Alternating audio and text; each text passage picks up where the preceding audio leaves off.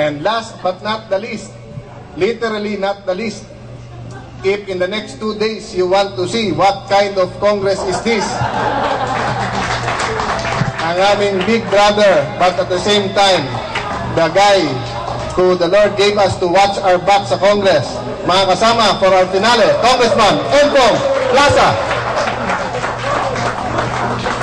Huwag daw po kayong mag-alala. Ito po may-ari ng lahat ng plaza sa Pilipinas. Pag pinaalis tayo sa Kongreso, lilipat tayo sa plaza.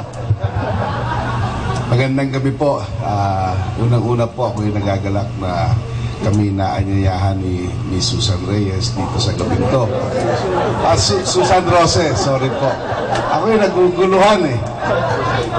Anyway, no, I'm sorry. The spotlight. Anyway,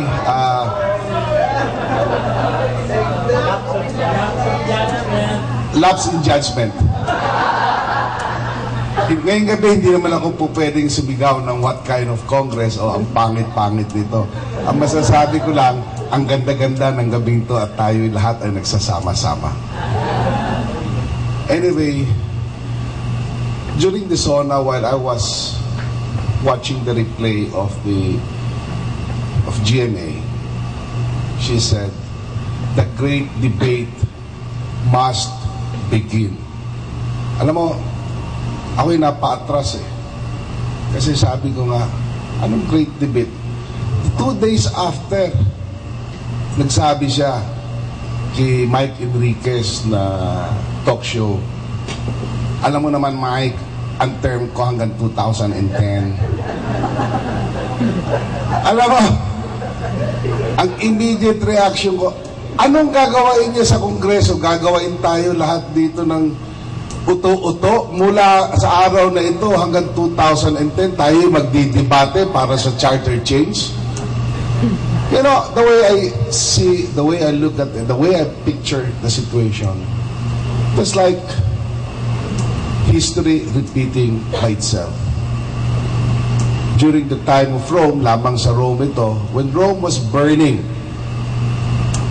Nero was surrounded, was playing fiddle and surrounded by courtesans. People seeking for favors. And truly, it's happening today. Kung titignan natin, lahat ng mga appointments, puro naka-tie up dito sa impeachment para lamang wag pumirma. You know, it is sad. Last night I was on a talk show, with Pinky Webb. Alam mo, tinitingnan ko nga yung kausap ko, si Dodi Puno. Ako'y nalulungkot dahil yung tao hindi ko alam kung anong qualification, bakit naisduklok dyan sa Road Users Board. At ang pinag-uusapan po rito ay bilyon-bilyon, 2.5 billion road users tax. Siya'y hirap na hirap sumagot. Hindi ko nga alam kung bakit siya ang nailagay dyan sa pwesto. So while we party today, we are also preparing our mind, body, heart, and soul for tomorrow's short debate. Hindi po great, madali po ito. Bakbakan kaagad to pagpasok namin sa Kongreso. Hindi po siguro tatagal itong away na ito. So kami po ay handang ipaglaban, sabi nga ni Boots, ang tama at handa rin namin labanan ang mali. Maraming salamat po. Sana napanood nyo kagabi yung palabas nila, Ompong. Narinig nyo sana nag-usap-usap ang puno, ang web at ang plaza.